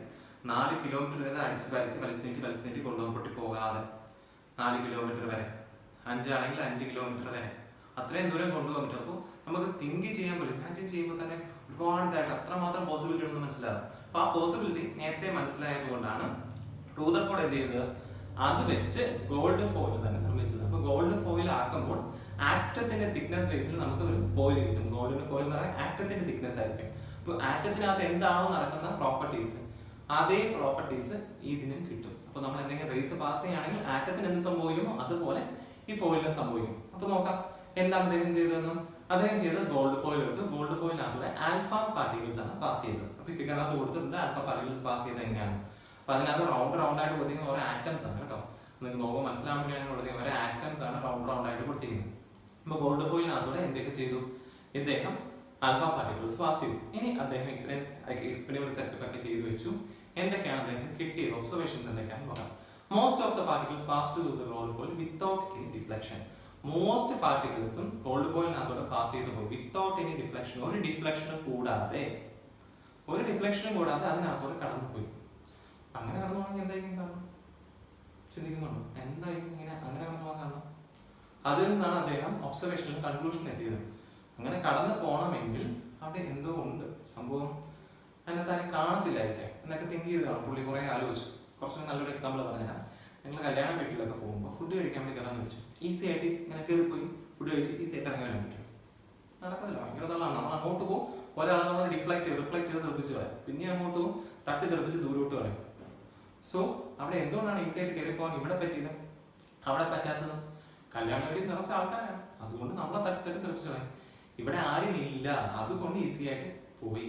അപ്പോൾ ഈസി ആയിട്ട് പാസ് ചെയ്ത് പോയെങ്കിൽ അതിന്റെ കാരണം എന്ന് പറയുന്നത് ആറ്റത്തിനകത്തുള്ള സ്പേസ് എംപ്റ്റി ആണ്. നമ്മൾ പാസ് ചെയ്തപ്പോൾ ആൽഫ പാർട്ടിക്കിൾസ് പാസ് ചെയ്തപ്പോൾ 99.99 പാർട്ടിക്കിൾസും ഇതിനകത്തൂടെ പാസ് ചെയ്ത് പോയി. എന്നാൽ അതിന്റെ അർത്ഥം 99.99% സ്പേസും ആറ്റത്തിനകത്തുള്ള സ്പേസും എംപ്റ്റി ആണ്. സോ ഫസ്റ്റ് നമുക്ക് ഒബ്സർവേഷൻ തന്നെ ഫസ്റ്റ് കൺക്ലൂഷൻ എത്താം. എന്താണ്? Most of the particles pass through the gold foil without any reflection. Most particles alpha particles എന്ത് ചെയ്തു, ഗോൾഡ് ഫോയിലിനകത്തൂടെ പാസ് ചെയ്തു വിത്തൗട്ട് എനി ഡിഫ്ലക്ഷൻ ഒന്നും കൂടാതെ തന്നെ. സോ അതുകൊണ്ട് എന്തായിരിക്കും, അതുകൊണ്ട് ഗോൾഡ് ഫോയിൽ അതായത് ആറ്റത്തിനകത്തുള്ള സ്പേസ് എംപ്റ്റി ആയിരിക്കും. എംപ്റ്റി ആയിട്ട് കടന്നു പോകാൻ പറ്റിയത്. ഇനി രണ്ടാമത്തെ കാര്യം എന്ന് പറയുന്നത് വളരെ കുറച്ച് പാർട്ടിക്കിൾസ് എന്ന് പറയുന്നത് എന്ത് ചെയ്തു, ചെറിയ ആംഗിൾസിലും വലിയ ആംഗിൾസിലും ഒക്കെ ചെറിയ ഡിഫ്ലക്ഷൻസ് ഉണ്ടായി. ഡിഫ്ലക്ഷൻ ഉണ്ടാകുന്നത് എങ്ങനെയാണ്? നമുക്ക് അപ്പം വീണ്ടും കല്യാണം വീട് ആലോചിക്കാം. നമ്മൾ കയറി പോകുന്നു, ഒരാൾ സൈഡിലോട്ട് കളയുന്നു. എന്തായാലും കാരണം അവിടെ എന്തോ ഒന്നുണ്ട് അല്ലെ, എന്തോ ഒരു സംഭവം ഉണ്ട്. അതിൽ തട്ടി ചെറിയ ആംഗിൾസിലും വലിയ ആംഗിൾസിലൊക്കെ ഡിഫ്ലക്ഷൻ നടക്കും. അതും ഇവിടെ ഞാൻ ഫിഗറിനകത്ത് കൊടുത്തിട്ടുണ്ട്. ചെറിയ ആംഗിളും വലിയ ആംഗിളും ഒക്കെ ഡിഫ്ലക്ഷൻ ആകും. നിങ്ങൾക്ക് ഫിഗർ നോക്കി തന്നെ കാണാൻ പറ്റും. ഓക്കെ, ഇനി വെരി ഫ്യൂ പാർട്ടിക്കിൾസ്, മൂന്നാമത്തെ ഒബ്സർവേഷൻ എന്ന് പറയുന്നത് very few particles deflected backwards. വളരെ കുറച്ച് പാർട്ടിക്കിൾസ് എന്ത് ചെയ്തു, ബാക്ക്വേർഡ് ഡിഫ്ലക്ട് ചെയ്തു, ബാക്കിലോട്ട് ഡിഫ്ലക്ട് ചെയ്തു വന്നു. അതെന്തായിരിക്കും കാരണം? ബാക്കിലോട്ട് ഡിഫ്ലക്ട് ആണെങ്കിൽ അത്രമാത്രം ശക്തമായിട്ട് അവിടെ എന്തുകൊണ്ട് അങ്കിലല്ലേ ഓടിപ്പോയി ഇടിച്ചിട്ട് തിരിച്ചു വരുന്നത്. ഈ കൊച്ചു പിള്ളേരൊക്കെ നമ്മുടെ അടുത്ത് കളിക്കാൻ ഓടി വന്ന് ഇടിച്ചിട്ട് തിരിച്ചു പോകുന്നുണ്ടല്ലേ. നമ്മൾ അങ്ങനെ നിൽക്കും, നമുക്ക് അത്ര വെയിറ്റ് ഉണ്ട്, നമ്മളെ മൈൻഡ് കൊച്ചു പിള്ളേർ ഓടി നമ്മൾ ഇടിച്ചിട്ട് തിരിച്ചങ്ങ് മറിഞ്ഞങ്ങ് വീഴുന്നതാണ്, അല്ലെങ്കിൽ തെറിച്ചങ്ങ് പോകുന്നതാണ്. കാര്യം എന്താണ്? അവരെക്കാട്ടി മാസ് നമുക്ക് കൂടുതലാണ്. സോ അതുപോലെ ഈ സെന്ററിൽ മാസ് കൂടി എന്തൊരു ഒബ്ജക്റ്റ് ഉണ്ട്, അത് മനസ്സിലായി ഫസ്റ്റ് കേസ്. ഫസ്റ്റ് ആ ഒബ്സർവേഷനിൽ ഒരു കാര്യം മനസ്സിലായി, ആറ്റത്തിനകത്ത് ബാക്കി സ്പേസ് എല്ലാം എംപ്റ്റി ചെയ്യണം. അപ്പോൾ സെന്ററിൽ എന്തൊരു സംഭവം ഉണ്ട്, ആ സംഭവത്തിന് മാസ് വളരെ കൂടുതലാണെന്ന് മനസ്സിലായി. അതായത് ആറ്റത്തിന്റെ മാസ് മൊത്തം കോൺസെൻട്രേറ്റ് ചെയ്യുന്നത് അതിന്റെ സെന്ററിലാണ്. പിന്നെ അതിന് ചാർജ് എന്തായിരിക്കും? നെക്സ്റ്റ് ചാർജ് എന്തായിരിക്കും? അതിനെ നമ്മൾ പാസ് ചെയ്ത് ആൽഫ പാർട്ടിക്കിൾസ് ആണ്. ആൽഫ പാർട്ടിക്കിൾസിന് പോസിറ്റീവ് ചാർജ് ആണ്. പോസിറ്റീവ് ചാർജ് ഡിഫ്ലക്ട് ചെയ്യണമെങ്കിൽ എന്ത് ചാർജ് ആയിരിക്കും? ഓപ്പോസിറ്റ് ചാർജ് ആണെങ്കിൽ അട്രാക്ട് ചെയ്താൽ അവിടെ പോയി ഒട്ടിയിരുന്നത് അല്ലേ. സെയിം ചാർജസ് ആണെങ്കിൽ മാത്രമേ റിപ്പിൾ ചെയ്യത്തുള്ളൂ. അപ്പോൾ ആൽഫ പാർട്ടിക്കിൾസ് പോസിറ്റീവും അവിടെ പോയി ഡിഫ്ലക്ട് ചെയ്താണ് തിരിച്ചു വന്നത്. സോ അവിടെ എന്ത് ചാർജ് ആയിരിക്കും? പോസിറ്റീവ് ചാർജ് ആയിരിക്കും. അപ്പൊ ഈ എക്സ്പ്ലെയിൻ ചെയ്ത് നമുക്ക് ഇത്രയും കാര്യങ്ങൾ മനസ്സിലായി. എന്തൊക്കെയുണ്ട്? ആറ്റത്തിന്റെ സെന്ററിൽ ന്യൂക്ലിയസ് എന്ന് പറയുന്ന സംഭവമുണ്ട്, അല്ലെങ്കിൽ ഒരു സ്പേസ് ഉണ്ട്, അതിന് പോസിറ്റീവ് ചാർജ് ആണ്. ആറ്റത്തിന്റെ മാസ് മൊത്തം കോൺസെൻട്രേറ്റ് ചെയ്തിരിക്കുന്നത് ഇതിലാണെന്ന് മനസ്സിലായി. അപ്പോൾ റൂദർഫോർഡിന്റെ എക്സ്പെരിമെന്റ് വഴി നമുക്ക് ഈ ഒരു കാര്യമാണ് മനസ്സിലായത്. ഓക്കെ, അപ്പൊ റൂദർഫോർഡിന്റെ എക്സ്പെരിമെന്റ് ചെയ്തു, കുറച്ച് കാര്യങ്ങളൊക്കെ മനസ്സിലായി. അപ്പൊ അതിനകത്ത് ഒരുപാട് കാര്യങ്ങൾ മനസ്സിലായി. എന്തൊക്കെ കാര്യങ്ങളാണ് മനസ്സിലായത്? ആറ്റത്തിനകത്തുള്ള സ്പേസ് 99.9% സ്പേസും അല്ലെങ്കിൽ 99.99% സ്പേസും എന്താണ്? എംപ്റ്റി ആണെന്ന് മനസ്സിലായി. അപ്പൊ അത്രയും ചെറിയൊരു പാർട്ടിക്കിളാണ് സെന്ററിലുള്ളത് അല്ലെ. അപ്പൊ അത്രയും ചെറിയൊരു മാസ് സെന്ററിലുണ്ട്. ആ മാസ് തട്ടി തിരിച്ച് ഡിഫ്ലക്ട് ചെയ്യും. വളരെ കുറച്ച് പാർട്ടിക്കിൾസ്, എത്ര? ഏകദേശം ഇപ്പൊ ഒരു 20,000 പാർട്ടിക്കിൾസ് ഞാൻ പാസ് ചെയ്തെങ്കിൽ അതിനകത്ത് ഒരു പാർട്ടിക്കിൾ തിരിച്ച് ഡിഫ്ലക്ട് ആകത്തുള്ളൂ. അതായത് 1:20,000 എന്ന റേഷ്യോ ഉണ്ട്. 20,000 പാർട്ടിക്കിൾസ് പാസ് ചെയ്യുകയാണെങ്കിൽ അതിനകത്ത് 1 പാർട്ടിക്കിൾ എന്ത് ചെയ്യും? തട്ടി റിഫ്ലക്ട് ആയി തിരിച്ചു വരും. അപ്പൊ ആ രീതിയിലാണ് റിഫ്ലക്ട് ആയി വരുന്നത്. സോ ഇതൊക്കെ ബേസ് ചെയ്ത് റൂദർഫോർഡ് ഒരു ആറ്റോമിക് മോഡൽ പ്രപ്പോസ് ചെയ്തു. ആ atom model, Rutherford atom model നമുക്ക് പഠിക്കണം, വളരെ ഇമ്പോർട്ടന്റ് ആണ്. 3 പോയിന്റ്സ് ആണുള്ളത്. ഫസ്റ്റ് പോയിന്റ് എന്ന് പറയുന്നത് ഓൾ പോസിറ്റീവ് ചാർജ്, എല്ലാ പോസിറ്റീവ് ചാർജും അതുപോലെ തന്നെ most of the mass are concentrate in the centre region of the atom. ആറ്റത്തിന്റെ സെന്ററിലാണ് എല്ലാ പോസിറ്റീവ് ചാർജും അതുപോലെ തന്നെ അതിന്റെ മാസും കോൺസെൻട്രേറ്റ് ചെയ്തിരിക്കുന്നത്. ഇതാണ് ഫസ്റ്റ് പോയിന്റ് എന്ന് പറയുന്നത്. അപ്പൊ ഈ ഫസ്റ്റ് പോയിന്റ് ആണ് എക്സ്പെരിമെന്റ് ചെയ്ത് പുള്ളി കണ്ടുപിടിച്ചത്. ഇനി സെക്കൻഡ് പോയിന്റ് എന്ന് പറയുന്നത് ഇലക്ട്രോൺസ് എന്താണ്? ഇലക്ട്രോൺസ് ഈ ന്യൂക്ലിയസിന് ചുറ്റും, ന്യൂക്ലിയസ് എന്ന പേര് കൊടുത്തു, ന്യൂക്ലിയസിന് ചുറ്റും എന്ത് ചെയ്യാണ്? റിവോൾവ് ചെയ്തുകൊണ്ടിരിക്കുന്നു. ഈ ഇലക്ട്രോൺസ് നേരത്തെ ഓൾറെഡി ജെ.ജെ. തോംസൺ കണ്ടുപിടിച്ചു. അപ്പൊ അതിന്റെ ബേസിലാണ് ഈ ഒരു പോയിന്റ് കൂടെ ആഡ് ചെയ്തത്. ഇനി തേർഡ് കേസ് എന്ന് പറയുന്നത്, അപ്പൊ ഇതെല്ലാം എന്ത് ചെയ്യാണ്? റിവോൾവ് ചെയ്തുകൊണ്ടേ ഇരിക്കുകയാണ്. ന്യൂക്ലിയസ് ഉണ്ട്, ഇലക്ട്രോൺസ് റിവോൾവ് ചെയ്തുകൊണ്ടേ ഇരിക്കുകയാണ്. അപ്പൊ ഇത് രണ്ടും ചേരുന്ന രീതിയിലേക്ക് ഒരു ഫോഴ്സ് ഓഫ് അട്രാക്ഷൻ വേണ്ടി, ഇങ്ങനെ റിവോൾവ് ചെയ്തുകൊണ്ടിരിക്കണമെങ്കിൽ ഇതിങ്ങനെ ഹെൽഡ് ടുഗദറായിട്ടിരിക്കുന്ന ഒരു ഫോഴ്സ് ഓഫ് അട്രാക്ഷൻ വേണ്ടി, അത് ഇലക്ട്രോസ്റ്റാറ്റിക് ഫോഴ്സ് ഓഫ് അട്രാക്ഷൻ എന്ന് പേരുന്നത്. ഈ 3 പോയിന്റ്സ് ആണ് ഉള്ളത്. വളരെ ഇമ്പോർട്ടന്റ് ആയിട്ടുള്ള 3 പോയിന്റ് ആണ്. അപ്പൊ ഇന്നത്തെ ക്ലാസ്സിൽ ഞാൻ ഒരുപാട് പഠിപ്പിക്കുന്നില്ല, വളരെ ഷോർട്ട് ആയിട്ട് ഇത്രയും കാര്യങ്ങൾ മാത്രമേ പറയുന്നുള്ളൂ. നമ്മൾ എന്തൊക്കെ കാര്യങ്ങൾ പറഞ്ഞു? ആദ്യം നമുക്ക് ഇലക്ട്രോൺ ഡിസ്കവറി ചെയ്തു. ഇലക്ട്രോൺ ഡിസ്കവറി ചെയ്ത് ജെ.ജെ. തോംസൺ ആണ്. ജെ.ജെ. തോംസൺ കാഥോഡ് റേ ട്യൂബ് വെച്ച് നമ്മൾ എന്ത് ചെയ്തു? ഇലക്ട്രോൺ ഡിസ്കവറി ചെയ്തു. അതിനകത്ത് മെയിൻ ആയിട്ട് പഠിക്കാനുള്ള എന്തൊക്കെ കാര്യങ്ങളാണ്? കാഥോഡ് റേയുടെ 2 പോയിന്റ്സ് എക്സാമിന് ചോദിക്കുള്ളൂ. 2 ക്യാരക്ടേഴ്സ് എഴുതിയുള്ളൂ, പക്ഷെ നമ്മൾ 3 ക്യാരക്ടേഴ്സ് എഴുതണം. ദെൻ നെക്സ്റ്റ് നമ്മൾ ഐസോടോപ്സ്, ഐസോടോൺ, അതുപോലെ തന്നെ പ്രോട്ടോൺ, ഇതൊക്കെ പ്രോട്ടോൺ അല്ല. നെക്സ്റ്റ് നമ്മൾ പഠിച്ചത് എന്താണ്? ഐസോടോപ്പ് പഠിച്ചു, ഐസോടോൺ പഠിച്ചു, ഐസോബാർ പഠിച്ചു. ഇതിന്റെ എക്സാമ്പിൾസ് വളരെ ഇമ്പോർട്ടന്റ് ആണ്. അതുപോലെ തന്നെ അറ്റോമിക് നമ്പർ പഠിച്ചു, അറ്റോമിക് മാസ് പഠിച്ചു അല്ലെ. അതെങ്ങനെ കുറയ്ക്കാം, എങ്ങനെ കൂട്ടാം, അങ്ങനെ ക്വസ്റ്റ്യൻ മിക്കവാറും എക്സാമിന് ക്വസ്റ്റ്യൻ വരുന്നത് Cl- Cl2+, അങ്ങനെയൊക്കെയുള്ള കാര്യങ്ങളായിരിക്കും ക്വസ്റ്റ്യൻ വരുന്നത്. ഇപ്പോൾ ഇലക്ട്രോൺ പോകുമ്പോൾ അതിന്റെ മൊത്തത്തിൽ എന്തൊക്കെ ചേഞ്ച് ചെയ്യുന്നതൊക്കെ ബേസ് ചെയ്ത് ക്വസ്റ്റ്യൻസ് വളരെ ഇമ്പോർട്ടന്റ് ആണ്. സോ മാക്സിമം പഠിക്കുക, ഡൗട്ടുള്ളോ എനിക്ക് മെസ്സേജ് അയക്കുക. അപ്പൊ അതിനകത്തുള്ള നോട്ട്സും കാര്യങ്ങളും ക്വസ്റ്റ്യൻസ്, ഇമ്പോർട്ടന്റ് ക്വസ്റ്റ്യൻ, എക്സാം ഇങ്ങനെ ക്വസ്റ്റ്യൻ ചോദിക്കും, ഇതൊക്കെ ഞാൻ അയച്ചുതരാം. ഓക്കെ, സോ അതിനുശേഷം നമ്മൾ എന്ത് പഠിച്ചു? തോംസൺസിന്റെ അറ്റോമിക് മോഡൽ പഠിച്ചു. അത് മാത്രമല്ല കൂടെയാണ് ഇരിക്കുന്നത് പോസിറ്റീവ്ലി ചാർജുള്ള സ്ഫിയർ ആണ്, അതിൽ നെഗറ്റീവ്ലി ചാർജ് ഇലക്ട്രോൺസ് എന്ത് ചെയ്തിരിക്കുകയാണ്? എംബഡ് ചെയ്ത് വെച്ചിരിക്കുകയെന്ന് പറഞ്ഞു. അതിനുശേഷമാണ് റൂദർഫോർഡിന്റെ മോഡൽ പറഞ്ഞത്. ഓക്കെ, ഇത്ര എല്ലാവർക്കും ഓക്കെ അല്ലേ? സോ ബാക്കി ഉടനെ നെക്സ്റ്റ് ക്ലാസ് ഉണ്ടായിരിക്കും. സോ നെക്സ്റ്റ് ക്ലാസ് കാണുമായിരിക്കും.